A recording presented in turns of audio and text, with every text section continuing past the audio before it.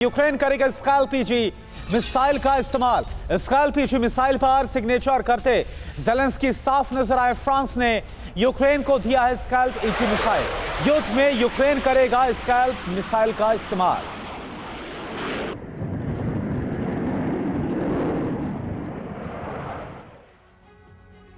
Ukraine में अगस्त के पहले रविवार को वायुसेना दिवस मनाया जाता है।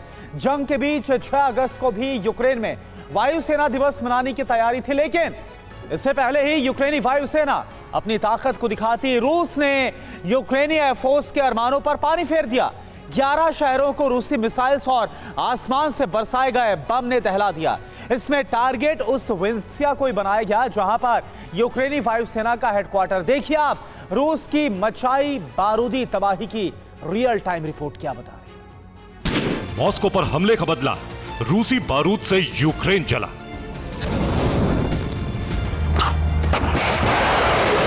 रूसी डिफेंस सिस्टम यूक्रेनी ड्रोन्स को नहीं रोक पाए तो क्या हुआ? रूस को रोक पाना भी यूक्रेन और नाटो के बस में कहां है?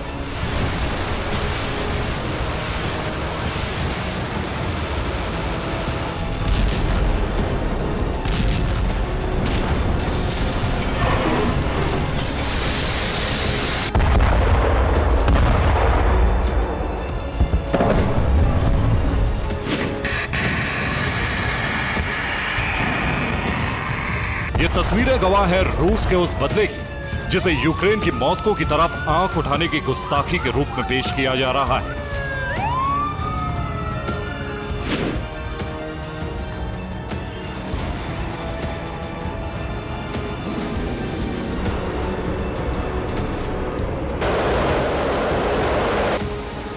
एक नहीं बल्कि रूस ने यूक्रेन के 11 शहरों को इस तरह दहलाया कि यूरोप और नाटो के सदस्य देश भी दहल गए।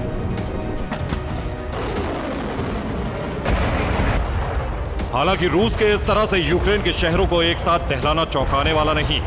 इससे पहले भी रूस ऐसे ही मिसाइल हमलों से यूक्रेन में तबाही मचा चुका है।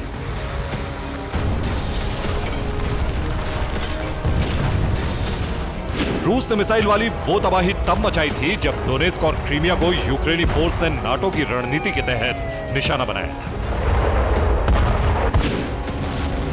और अब तो यूक्रेन के हथियार मॉस्को तक पहुंच गए, इसलिए यूक्रेन में तबाही मचना लाजमी था और रूस ने वही किया।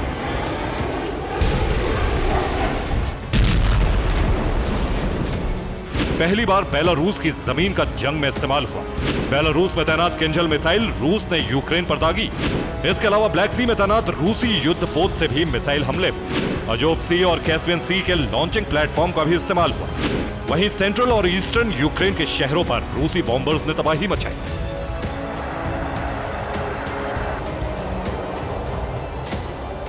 हालांकि हमले की कुछ रिपोर्ट्स की पुष्टि रूस के हमलों की आवाज से हुई, जिसे स्थानीय लोगों ने सुनकर प्रशासन को जानकारी दी। इसके बाद प्रशासन ने मौके पर पहुंचकर आम लोगों को राहत पहुंचाने की कोशिश की,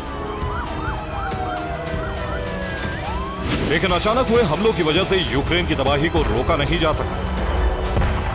यूक्रेन के शहरों पर रूस की बारूदी बारिश का अनुमान पहले से ही लगाया जा चुका था, लेकिन चौंकाने वाला पहलू यह है कि यूक्रेन में तैनात नेटो के डिफेंस सिस्टम इनको रोकने में नाकाम रहे हैं।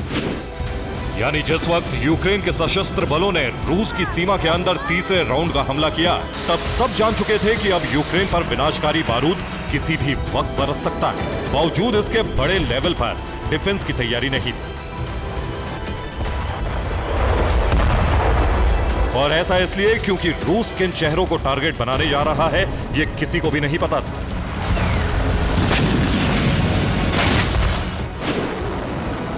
यूक्रेन के स्ट्रेटेजिक एयरबेस को रूस ने मिसाइल से टारगेट किया और न सिर्फ क्रीमिया का, कर्च ब्रिज का, बल्कि रूस के अंदर पहुंचने वाली नाटो की मिसाइल्स का ही गेट बंद कर दिया। ये वही खार्किव है जहां रूस पहले भी कई बार तबाही की सुनामी ला चुका है।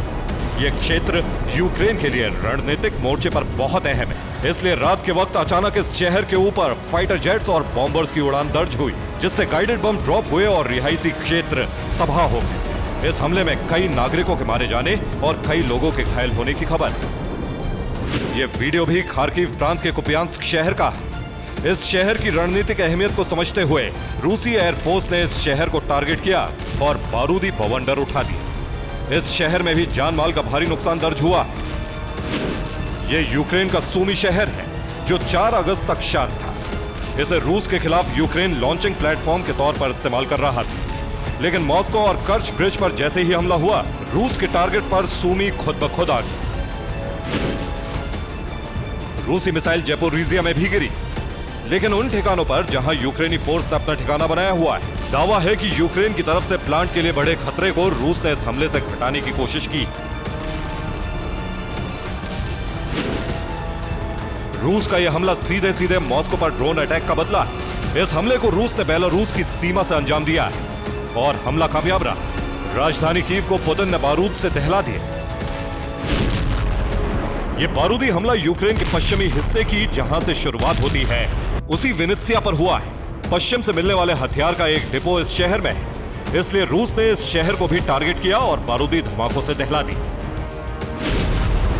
इस शहर की तबाही देखकर ही आप समझ सकते हैं कि यहां रूस ने किसी घातक हथियार का इस्तेमाल किया है, और आपका अनुमान बिल्कुल सही है। यह नोव्गोरोड्स्कोय है, जहां रूस ने यूक्रेनी फोर्स और उनके बारूदी डिपो को नष्ट करने के लिए ODAB 500 यानी वैक्यूम बम गिराया है।